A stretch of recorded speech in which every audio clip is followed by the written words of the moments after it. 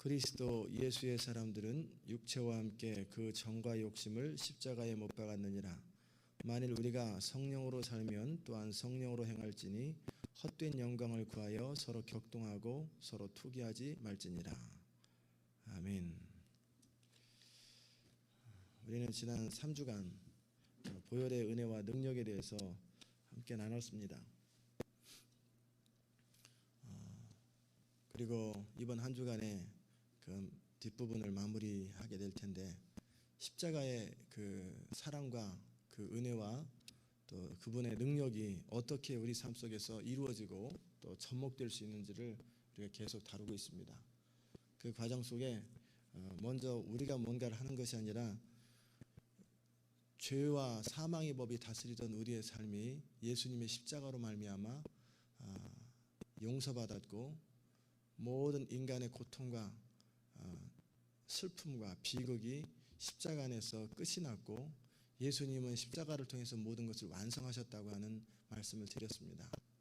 이것은 하나의 원칙이요 하나의 사건이에요. 그러나 이 사건이 내 삶 속에 나타나려면 그것이 내 삶 속에 적용되고 믿음으로 반응하는 것이 필요합니다. 지식으로 아는 것은 별로 그렇게 우리 삶 속에 능력을 안 다가와요. 그러면 지식은 우리 생각의 영역이고, 감정도 역시 우리 3분으로 영혼 육으로 나누면 혼적인 부분이고, 2분으로 나누면 육적인 영역이에요. 두 개로 나누면은, 그러면 믿음이라고 하는 것은 영적인 영역이에요. 믿음으로 그것을 반응할 때 그것이 우리의 삶 속에 능력으로 나타납니다. 그래서 우리가 계속 강조했던 것이, 이제 나 자신은 예수 그리스도와 함께 십자가에 죽었다. 세례를 받는다는 말은 내가 그리스도와 함께 장사 지냈다, 죽었다라는 거예요. 뭐가 죽었을까? 육체는 살았는데 뭐가 죽었을까? 옛 자아 중심으로 나의 이기심과 욕심을 따라, 죄를 따라 살아가던 삶의 패턴, 라이프 스타일, 내 능력과 한계를 따라 살아가던 이런 패턴, 그 다음에 인생의 어떤 어려움이나 필요를 내 능력과 방법으로 채우려고 하는 그런 삶의 패턴에 대해서 죽은 것을 말한다고 그랬죠. 대신에 이제는 내가 하나님을 대하여 산 자로 여길지어다 그랬으니까, 내가 살아가는 목적이 분명한 것. 십자가의 보혈의 은혜와 능력이 어디서 나타날까? 목적이 분명해야 돼요. 아무리 근사하게 포장을 해도 그 중심의 동기나 목적이 잘못되어 있으면 하나님은 절대 역사하지 않습니다. 내가 왜 사는지, 내가 무엇을 위해 사는지, 내가 철저하게 그리스도의 종인지 아닌지, 나의 욕심을 따라 하나님을 이용하는 사람인지, 하나님을 위해서 내가 드려진 사람인지, 이 목적과 동기가 분명해야 돼요. 내가 왜 사는지, 나는 나의 계획과 야망을 따라 살아가는지, 하나님의 목적과 뜻을 따라 살아가는지가 정확해야 되고, 두 번째는 그 능력에 있어서도, 방법에 있어서도 마찬가지입니다. 지금까지 살아왔던 삶의 패턴은 내 능력, 내 인간관계, 내 돈 모아는 것, 내가 지금까지 배웠던 공부, 경험, 이런 모든 것을 가지고 살아가는 이 라이프 패턴에서 죽은 것으로 여기라는 거예요. 그렇게 하면 능력이 없다는 거예요. 하나님이라 땅에 죽는 것처럼 썩어져라. 그래서 어떻게 예수 그리스도께서 십자가에서 완성하신 그분의 의, 그분의 능력, 그분의 방법, 그분의 지혜, 그분의 전능하심을 의지하라는 거예요. 그러기 위해서 필요한 것이 뭐라고 그랬냐면, 이제는 우리가 지금까지 살아왔던 삶의 패턴을 내려놓고 성령을 따라 살아가는 사람이 되어야 된다. 그래서 영에 속한 사람이 되어야 된다. 성령은 우리 영 안에서 역사하신다고 그랬고, 우리 영 안에서 역사하시는 성령의 이끄심을 따라 살아가게 될 때 우리는 이제 그분의 인도하심을, 또 그분의 능력과 그분께서 주시는 그때그때 지혜와 아이디어를 따라서 살아가게 되면 우리가 하나님의 일들을 감당하게 되고 그분의 능력으로 우리 삶은 승리하게 된다고 말씀드렸습니다. 그러기에 일평생 우리는 자랑할 게 없지요. 자랑할 수 있는 것이 십자가만을 자랑하는 것, 내가 약한 것 자랑하는 것. 내가 부족할 때 그분의 능력이 더 강해지니까, 내가 아무것도 없고 내가 아무 능력이 없다고 여길 때, 스스로 그렇게 느낄 때, 있기는 있지요. 마이크 들 수 있는 능력, 걸어올 수 있는 능력, 운전할 수 있는 능력. 그러나 그것이 하나님을 위해서 그렇게 큰 건 안 돼요. 이것이 그렇게 하나님의 나라, 하나님의 기쁨을 위해서 그렇게 가치 없다라고 하는 걸 느낄 때, 나의 한계를 느낄 때 드디어 이제 믿음을 사용하게 됩니다. 그 전까지는 믿음을 사용하지 않아요. 그래서 성령을 의지하게 되고 이제 하나님을 신뢰하는 삶이 무엇인지를 알게 되죠. 그렇게 될 때 우리 삶 속에서는 이제 열매가 나타나기 시작한다는 거예요. 그게 바로 보혈의 은혜와 능력입니다. 그분이 이뤄놓으신 것의 은혜를 내가 누리고 그분께서 이뤄놓으신 것을 내 삶 속에 적용하게 되면 열매는 저절로 나타나요. 너희가 내 안에 거하고 내 말이 너희 안에 거하면 무엇이든지 원하는 대로 구하라. 그리하면 그대로 되리라. 그러게 크리스찬의 삶은요, 내 능력으로 살면 불가능합니다. 이건 어려운 게 아니에요. 힘든 게 아니라 이건 가능하지 않아요. 시작 자체가 안 되는 거예요. 내 능력으로 인간의 방법으로 크리스찬의 라이프를 산다는 것은 이것은 어려운 게 아니라 불가능한 거예요. 근데 불가능한 시도를 하다가 좌절하고 충전받고 또 시도하다 좌절하는 사람이 얼마나 많습니까? 이건 불가능한 건데, 그러면 크리스찬의 삶은 어떻게? 성령으로 사는 거예요. 성령으로 살고 그분의 능력으로 살면 이것은 저절로 되는 거예요. 너무 쉬워요. 내가 뭐 노력하고 애쓰고 몸부림치고 그렇게 할 필요도 없어요. 단지 노력하고 애쓰고 몸부림칠 수 있다면 내가 그리스도에게 붙어 있는 것, 주님을 알기 위해서, 주님을 사랑하는 것, 주님과 교제하는 것, 주님과 대화하는 것, 주님과 시간을 갖는 것, 이건 사랑의 관계를 늘 유지하고 있으면 그분의 능력이 우리 안에서 흘러넘쳐요. 그분의 생각이 우리 안에서 흘러넘치고 그분의 그 사랑의 감정이 우리 안에서 흘러넘치게 돼요. 그럼 사랑할 수 없는 사람도 사랑이 돼요. 사랑이 되니까 사랑하지, 사랑이 안 되는데 사랑해야지 막 그래도 참고 십자가를 내가지고 하면서 막 이빨을 부득부득 하면서 사랑해, 그러면 상대방이 얼마나 싫겠어요. 그냥 사랑이 흘러넘치니까 사랑하는 거고, 내 생각은 안 나는데 성령이 생각을 주시니까 말하는 거예요. 내 능력은 안 되는데 그분이 능력이 되셔서, 내 혼자 안 되니까 사람들을 모아주시고, 내 돈으로 안 되니까 사람들이 도네이션 하게 되고, 그분이 다 하는 거예요. 그러니까 자랑할 게 없는 거예요. 감사합니다. 이게 크리스찬의 삶이 얼마나 쉬워요. 그래서 우리 주님께서 내 짐은 쉽고 가벼움이라 그랬거든요. 이게 원리예요. 포도나무의 원리, 저절로 되는 열. 우리가 할 수 있는 건 나무에 붙어 가지가 있으면은 삼투압 작용을 통해서, 삼투압을 굳이 표현한다면 성령의 역사거든요.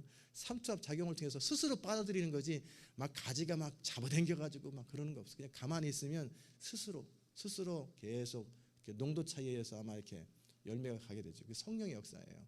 우리 붙어 있으면 돼요.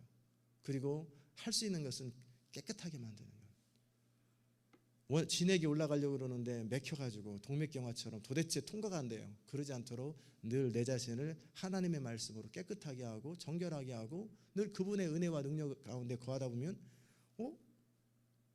가정이 천국이 됐네. 그렇게 싸우고 지지고볶고 살았던 가정이, 야, 이게 천국이네.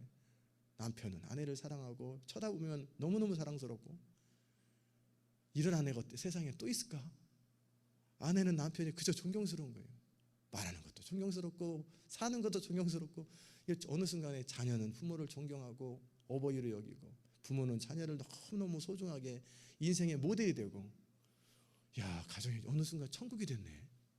교회 안에서도 서로 다투고 갈등하고 싸우고 서로 이권 다툼하고 서로 누가 무슨 뭐 예산 경쟁하고 그러던 그런 교회가 어느 순간에 천국으로 돼가지고 서로 양보하고 서로 사랑하고 서로 내가 희생하겠다고 그러고, 이건 누가 뭐 하라한다고 하겠어요?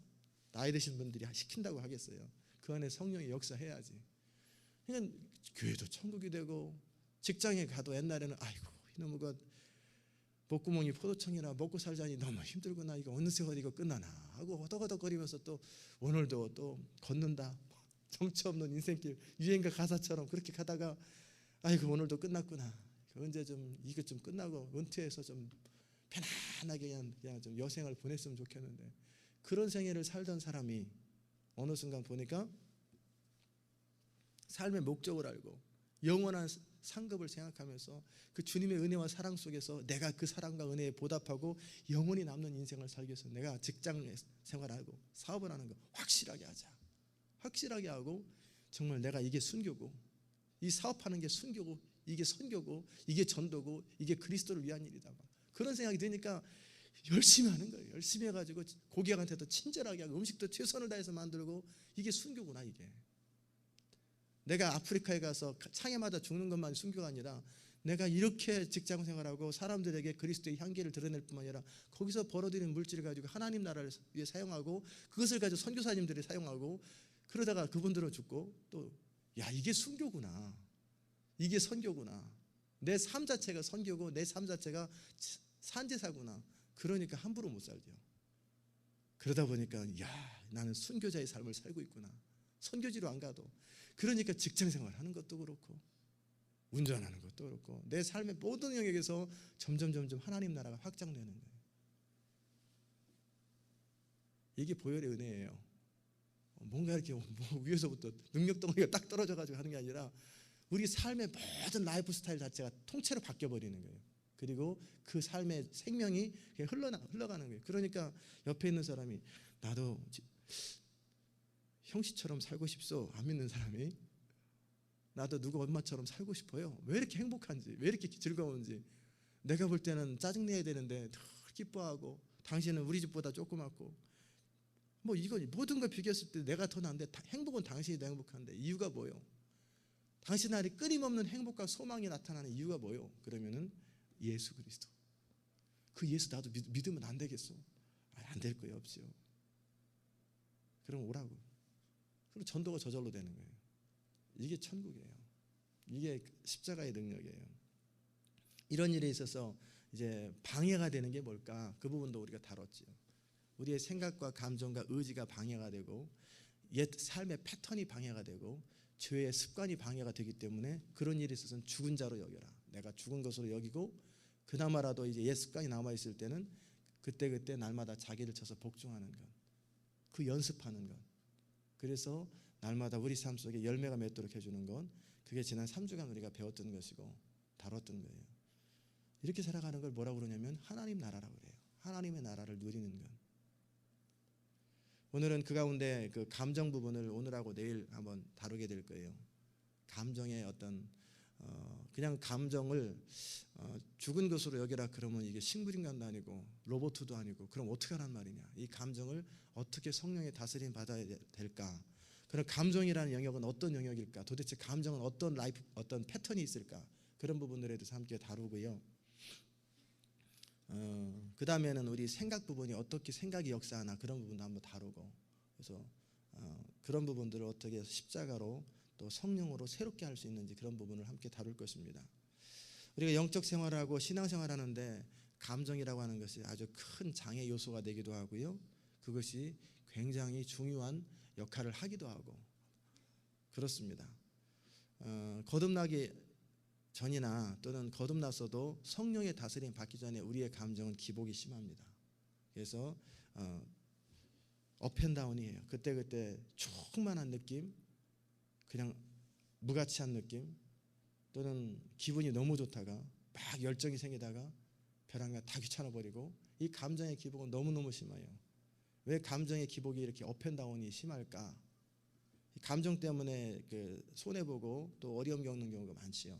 이게 성령의 다스림 받지 않아서 그래요. 우리 영의 다스림 받지.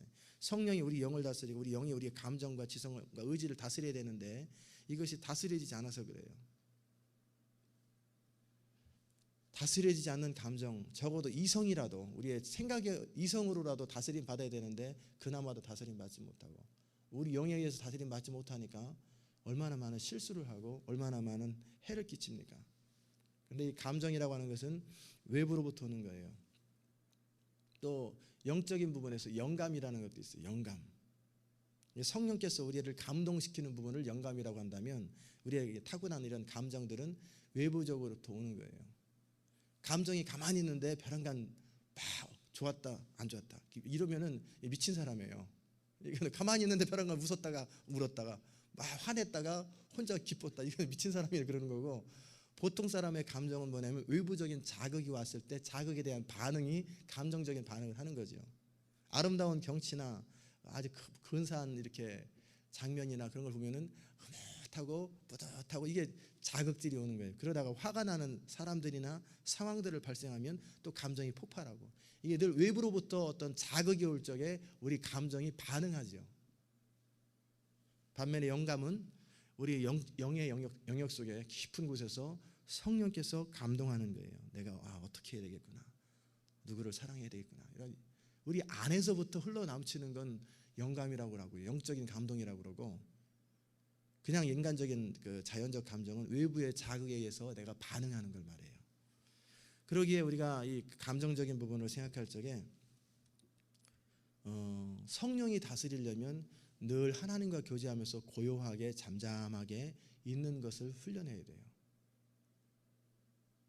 이게 잠잠하게 하나님과 교제하는 가운데 성령께서 우리 안에서 기쁨도 허락하시고요, 성령께서 어떤 사람에 대한 동정심도 허락하시고요, 성령께서 우리 안에 어떤 사람을 향한 사랑을 허락하시고, 이건 우리 안에서부터 흘러넘치는 거예요. 그냥 그 사람 바라보니까 벼랑과 측은해지더라, 그거는 보통 일상적인 감정이에요. 그것이 아니라 그 사람을 놓고 기도하고 하는 가운데 또 그 사람의 사건이나 어떤 삶을 보지요. 그리고 나서도 잠잠히 그럴 때 우리 안에서 성령이 감동을 주시는 것, 그런 부분은 영적인 감동이라고 그래요. 그러나 우리의 그 타고난 인간적인 감정은 외부적인 자극이 있을 때는 감정이 막 화가 나거나 슬프거나 또는 비참해지거나 벼랑간 우울해지거나 낙담이 되거나 또는 기쁘거나 좋거나, 그러다가 외부적인 자극이 딱 사라져 버리면 없어져 버려요. 그냥 벼랑간 감정이 딱 사라지고 환경이 바뀌어 버리면 또 환경이 또 바뀌어 버리고, 이건 늘 외부적인 것에 반응하는. 근데 이것을 만약에 신앙으로 생각한다면 하루에도 12번도 넘게 바뀌고 1시간에도 몇 번씩 바뀌는 이 감정에 따라 신앙생활을 한다면 이 세상이 이건 아무것도 아니죠. 그러기에 우리가 이 감정적인 영역에 대해서 너무 민감하게 중요하게 생각하지 않아야 된다는 거예요. 감정은 원칙이 없어요. 원칙이 없이 그때그때 그냥 막 나타나는 거예요. 그러나 우리가 영의 방법을 따라 성령을 따라 살아가면 원칙이 있습니다. 영적인 법은 원칙이 있어요. 하나님은 날씨가 맑건 상황이 어떻건 상관없이 항상 예스는 늘 예스고 노는 항상 노예요. 근데 감정적인 것은 기분 좋으면 예스, 기분 나쁘면 노. 저나 여러분이나 특별히 남자분들이 그런 경향이 많이 있잖아요. 기분 좋으면 용돈도 잘 주고 기분 좋으면 다 잘해. 근데 기분 나쁘면 다 안 해버려요. 그냥 옳고 그런 거 아무 상관없어요. 그냥 기분에 따라서 모든 걸 다 해버리는 거예요. 이게 감정에 다스림 받는 거예요. 그러면 안 돼요. 제가 91년도에 어느 교수님, 신앙생활 잘하시는 교수님이 그 말씀 하시더라고요. 저는 그때만 해도 어렸을 때부터 쓸데없는 걸 머릿속에 집어넣어가지고 나는 추운 날은 안 좋아하리라 별걸 다 다짐을 했어요. 초등학교 6학년 때 아버지가 심부름을 시켰는데 한 1마일 정도 넘는 거리를 갔다 왔어요. 엄청나게 추운 날. 그래가지고 하도 뒤어가지고 다짐을 했어요. 내가 일평생 추운 날은 안 좋아하리라. 별걸 다 다짐해가지고 추운 날 되면 싫은 거예요. 더우면 땀나서 싫고, 습기 있으면 습기 싫고, 비 오면 비 와서 싫고. 내 날씨에 의해서 내 감정이 늘 바뀌어요. 기분이 바뀌어요. 저는 그게 당연하다고 생각했어요. 날씨에 의해서 기분이 바뀌는 게 정상이지라고 생각했는데 그 교수님은 뭐라고 그러셨냐면, 나는 그렇지 않아. 하나님이 창조한 모든 것은 난 다 즐긴다. 추우면 추워서 좋고, 더우면 더워서 좋고, 그 다음에 비 오면 비 와서 좋고, 커피 맛이 좋거든요. 그러면 이러면서 모든 날씨에 나는 영향받지 않냐고 다 즐긴다는 거예요. 그럼 나도 그렇게 살아야 되겠다. 내가 왜 그렇게 내 감정에 따라서 이 하나님이 주신 자연과 모든 환경을 그렇게 반응할 필요 없겠구나. 그럼 난 다 좋아해야 되겠다. 그때서부터 다 좋아요.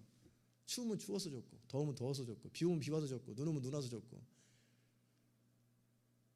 그러면서 그걸 즐기는 거예요. 모든 날씨를 다 즐기는 거예요. 그러니까 그렇게 삶이 완전히 또 행복이 달라지더라고요. 그렇게 생각했을 때는 그냥 그때그때 짜증이 나는 거예요. 패턴이 머릿속에서 이런 날은 짜증나는 날, 이런 날은 화나는 날. 그러니까 늘 그렇게 살다가 이제는 그런 항상 기분 좋은 날, 항상 즐거운 날, 하나님께서 좋은 날씨는 항상 다 좋은 거예요. 비 오는 날도 좋은 거고, 눈 오는 날도 좋은 거고. 비 계속 안 와보세요. 알러지 생기거나 사막이 되죠. 이 미국 땅도 비 계속 안 오면 사막이 돼버려요. 날씨가 적절히 반응을 해주기 때문에 이 땅이 살기 좋은 땅이 되는 것처럼 모든 것은 다 좋다. 이게 원칙이에요. 하나님이 지으신 것은 다 좋고 믿음으로 받고 선하게 받으면 다 좋다라는 거예요. 이게 영적인 방법이라면 감정은 그때그때 감정과 기분에 따라서 모든 것을 다르게 바라보는 거예요. 이런 라이프 패턴에서 죽으라는 거예요. 이제는 그만 그렇게 안 행복해요. 그거 좋지 않아요. 그 거짓된 거, 잘못된 걸 가지고 그렇게 하지 말라는 거예요. 고정관념들. 우리 어머니가 어렸을 때 어깨 잡으면 재수 없대요. 그리고 문턱 밟으면 안 된대요. 문턱 알죠? 그리고 아침에 큰 소리 하면 안 된대요. 왜냐면 복don한대요. 아마 조상들이 나름대로 뭔가 이렇게 이유가 있어서 그러는지 몰라도 그것은 성경적이지 않다는 거예요. 어떤 애는 머리를 잡으면 우는 애가 있어요. 제 전도사 시절에 이름을 잊어버렸는데 머리를 잡으면은 굉장히 화를 내고요. 심지어는 막 울어요. 막. 그냥 이유도 없이 그냥 머리에 싹 쓰다듬으면 왜 그랬나 봤더니 걔네 아버지가 그렇게 시켜놨어요. 머리 만지면 화를 내라. 머리는 중요한 거기 때문에 아무도 네 머리 못 만지게 하라. 그렇게 세뇌를 시켜놓으니까 얘가 그렇게 반응을 하는 거예요. 로봇처럼. 그러니까 머리 만지면 울어버려요. 그래서 그렇게 생각하지 말고 머리 만지든 어딜 만지든 어깨를 만지든 신경 쓰지 말고 그런 것에 의해서 재수가 없어지고 좋아지고 다 비진리잖아요. 진리도 아닌 걸 가지고 그걸 또 세뇌를 시키니까 그거에 의해서 기분이 좋아졌다 나빠졌다.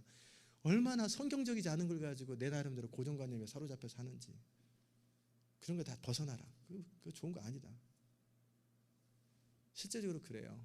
원칙이 없어요. 이 원칙이 진리의 바탕을 두지 않아요. 그냥 자기 나름대로 생각으로 자기 가문으로 자기 아버지가 말해줬던 거 옳지도 않은 걸 가지고 그걸 내 원칙으로 삼고 그것을 남자가 말이야 여자는 저 뒤에서 따라오고 그게 성경에 어디 있어요? 밥을 같이 어디 감히 남자가 여자가 밥을 같이 성경에 그런 말이 어디 있어요? 다 거짓된 진리를 진리처럼 받아들이는 거지. 우리는 그리고 나서 같이 밥 먹었다고 화를 내고 밥상을 튀었고 이게 세상에 말이 됩니까? 말이 안 되는데 말이 된다고 생각하고 여기고 그걸 문화로 만들어요. 얼마나 잘못된 문화냔 말이에요. 그게 덕도 안 되고 그게 하나님의 나라에 아무 도움도 안 되는데 그런 잘못된 문화와 패턴을 가지고 우리는 이렇게 살아. 우리는 그런 거 안 해. 우리는이라는 단어를 사용하면서 사실 자기 혼자인데 우리는 그런 거 안 해. 근데 이 교회 사람들 아무도 그런 거 안 하고 혼자 그러는 거예요. 우리는 그런 식으로 안 하지. 그러면 그게 성경적입니까? 아니지. 그냥 어렸을 때부터 나는 그게 옳다고 믿기던 거예요. 다 거짓을 믿고 살아가는 거예요. 그러면서 그것에 의해서 기분이 좋아졌다 나빠졌다 좋아졌다 나빠졌다 그런단 말이에요. 그것에 의해서 바꾸세요. 그것은 영원하지도 아니하고 진리도 아니고 아무것도 아니에요. 그때 감정이 따를 때는 원칙이나 이성하고 상관없어요. 내 기분에 따라서 하고 너무 미성숙한 거예요. 너무너무 미성숙한. 가장 미성숙한 게 이 본능을 따라서 육체적인 본능을 따라서 그때그때 충동적으로 행하는 사람이 미성숙한 거고 그 다음이 감정을 따라 사는 사람 그 다음이 이성을 따라 사는 사람 그보다 훨씬 나은 사람은 성령을 따라 하나님의 말씀에 근거해서 나를 쳐서 복종시키며 그분이 원하는 대로 살아가는 게 성숙한 거예요. 우리가 그렇게 살아가는 것이 몸에 배야 돼요. 하나님 말씀도 내 기분과 일치하지 않으면 안 지켜요. 하나님 말씀도 내 기분과 일치하면 순종해요. 누가 주인입니까? 내가 주인인 것 같지만 내 속에 역사하는 거짓의 영이 주인이에요. 사단이 주인이에요. 그러지 마세요. 이게 하나님의 영광에 도움이 안 되냐 생각해보고 도움이 안 된다 그러면 감정 너 죽어. 뭐 쓸데없는데 이게 도움도 안 되는데 죽은 것을 여겨라. 그러면은 여러분은 무슨 생각하냐면요. 그래도 어떻게 감정이 죽으란다고 로봇가 죽습니까? 아니에요. 생각을 바꾸면 감정은 바뀌게 돼 있어요. 오해를 했어요. 어떤 사람에 대해서 도대체 저 사람이 저럴 수 있느냐는데 오해가 딱 풀려버리세요. 그럼 화 안 나잖아요. 생각이 바뀌면 감정은 바뀌게 돼 있거든요. 생각의 패턴을 고정시켜놨기 때문에 그때는 화가 나는 거예요. 그러나 생각을 싹 바꿔버리면은 감정은 싹 바뀌는 거예요. 그래서 우리 지하철 얘기했었잖아요. 지하철에서 어떤 사람이 아들 둘과 들어왔는데 애들이 너무 천방지축으로 뛰어다니고 막 화를 내고 그리고 신문을 막 잡아당기고 지나가는 사람 발로 툭툭 차고 이건 무례하기 짝이 없어요. 근데 아버지는 가만히 있고 잠자요. 듣다 참다 못한 사람이 옆에 가가지고 얘기했어요. 당신은 당신 아들들이 저렇게 시끄럽게 하는 거 못 봅니까? 당신이 지하철 전세 냈어.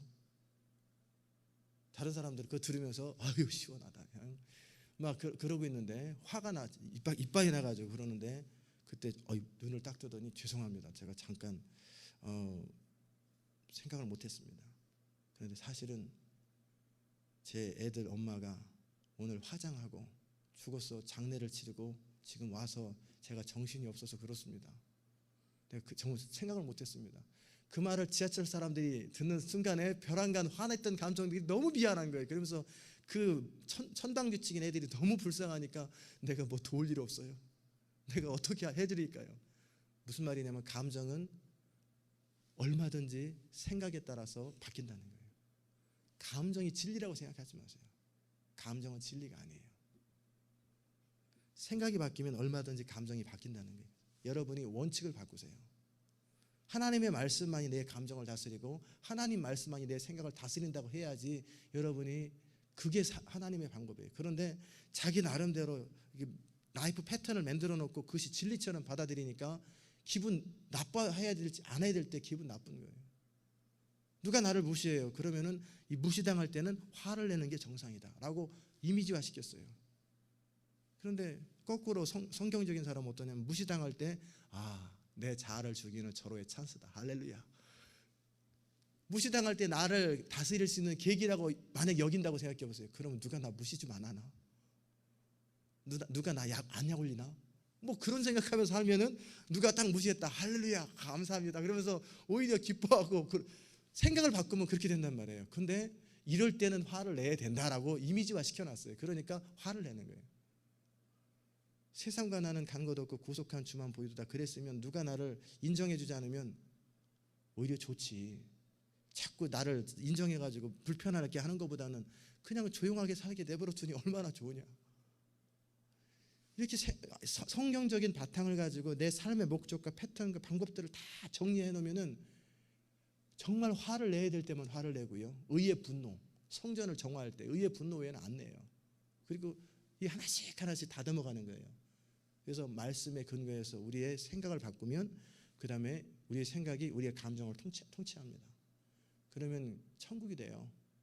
이럴 때는 화를 내야 되고 이럴 때는 화를 내야 되지 말고 그 기준을 부모가 가르쳐주고 내가 어떤 세속적인 사람들이 가르쳐줬던 것을 내려놓고 이제 주님이 나에게 가르쳐주는 대로 라이프 패턴을 바꾸는 거예요. 오늘 한번 살아보세요. 살면서 직원들이 화를 내고 짜증이 내요. 그러면은 저 사람들은 돈 받고 저거밖에 못해. 저걸 잘라 말어 막 그러면서 막 부글부글 할 것 없이 아유 내 도움이 제가 아직도 필요하구나.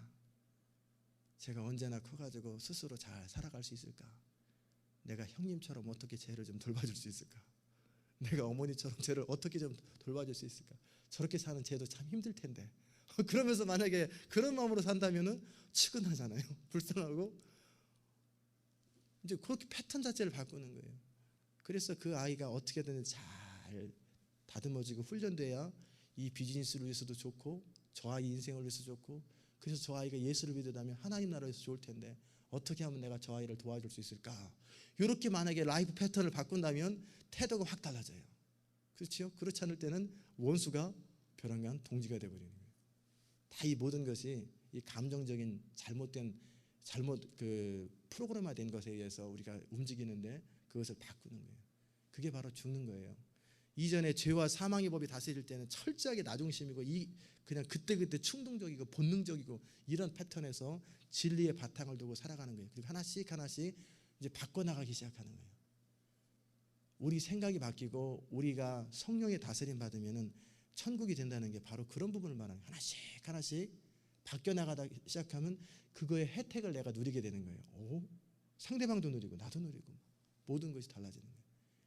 애들이 왜 이렇게 저렇게 시끄럽게 난리를 치는 거야? 그럼 애들이니까 당연히 그래야지. 애들이 가만히 있으면 병든 거고 이게 정상이 아니거든요. 애들이니까 그런가 보다. 그럼 그들에 맞게 상황에 따라 어떻게 해야 될까? 그 애들이 어떻게 해줘야 될까? 이렇게 하면은 또 달라질 거예요. 이게 자꾸 성장해가면서 우리가 세상을 보는 안목이 달라지고 또 다른 거예요. 시어머니는 왜 저럴까? 시어머니 나름대로 라이프 패턴이 있잖아요. 살아왔던 삶의 문화가 있고 며느리는 며느리대로 문화가 있고 패턴이 있으니까 서로 부딪히고 충돌하는 게 정상이고 그럴 때 어떻게 서로 조화를 누리고 어떻게 맞춰드릴까? 나이 드신 분이 바뀌는 게 더 쉬울까? 젊은 사람이 바뀌는 게 쉬울까? 생각에 따르면 달라요. 나이 든 사람은 안 바뀌어. 그런 사람은 이제 시어머니 쪽이고, 젊은 사람이 바꾸면 반대로 나이 드신 분이 더 바뀌어야지. 그러면 며느리 쪽이고. 근데 생각하기 나름이에요. 제가 노인분들하고 또 젊은 분들하고 고부간의 갈등이 있을 때 항상 했던 말씀이 뭐냐면, 드렸던 말씀이, 젊은 사람들한테는 그 얘기예요. 연세 드신 분이 그의 라이프 패턴이 바뀌려면 얼마나 힘들겠냐고. 젊은 분들이 맞춰드리라고. 그러다 연세 드신 분한테 뭐라고 그러냐면, 그래도 우리가 예수를 믿어도 하루라도 더 믿었고 인생을 살아도 하루라도 더 살았는데 하루 더 산 사람이 덜 산 사람한테 맞춰줘야지. 우리가 인생을 어디로 먹었습니까? 다 인생을 경험과 연륜이 있는 사람들이 아직 어린 사람한테 맞춰줘야지. 생각하기에 따라서 완전히 패턴이 달라진단 말이에요. 그게 전부 다 우리의 감정을 다스리는 부분이에요. 저는 여러분이 바로 그렇게 살았으면 좋겠어요. 영적인 사람은 아무리 큰 공격이 와도 안정감을 유지하고 평안을 늘 유지합니다. 왜냐하면 진리의 바탕을 두고 살기 때문에 그래요.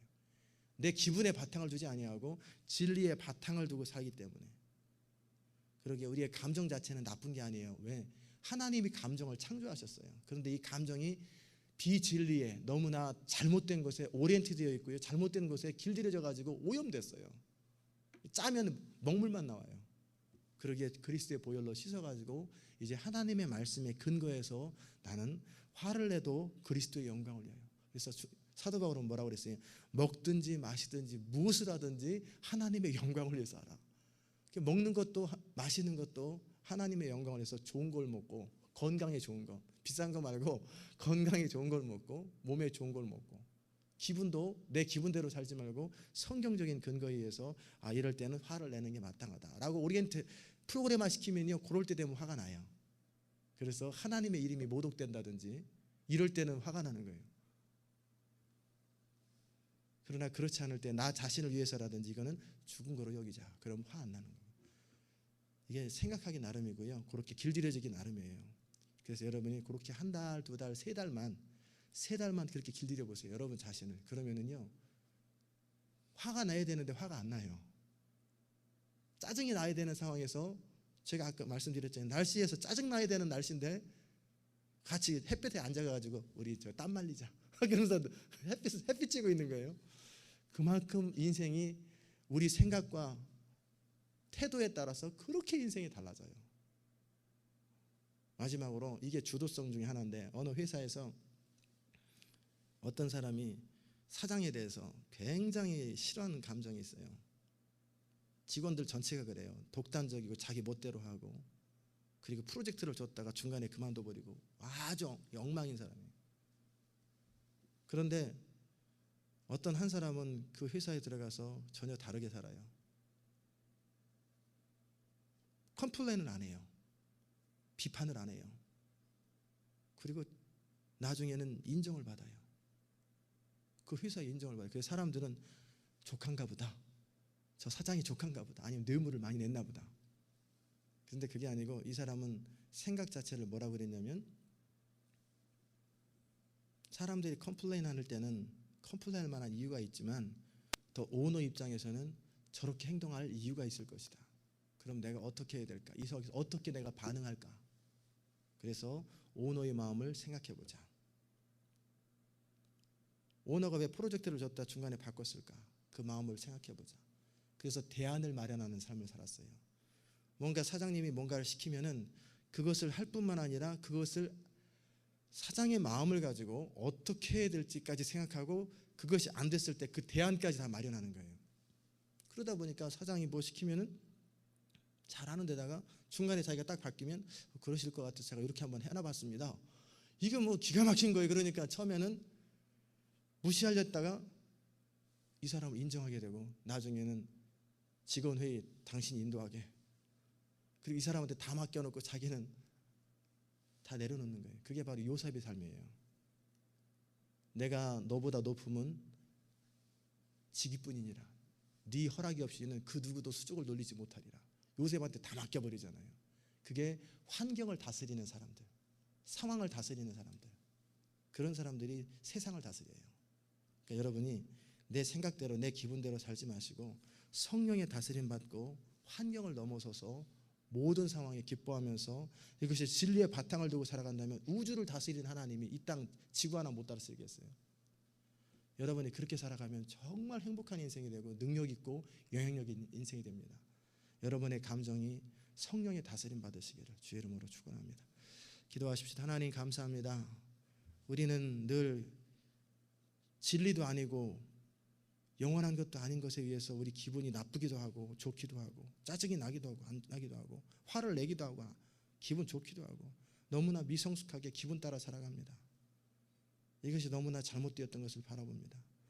그게 진리에 근거된 것도 아니고 영원히 남는 것도 아닌데 오랫동안 그렇게 살아왔고 그것이 익숙하다는 이유 하나 때문에 그러나 이 모든 것에 대해서 죽은 것으로 여기고 이제는 성령이 다스리는 인생, 하나님이 왕노릇하는 그런 인생이 되어서 우리 안에서 천국을 누리고 또 우리를 만나는 사람들과 관계 속에 천국을 누리는 사람 될 수 있도록 은혜 베풀어 주옵소서.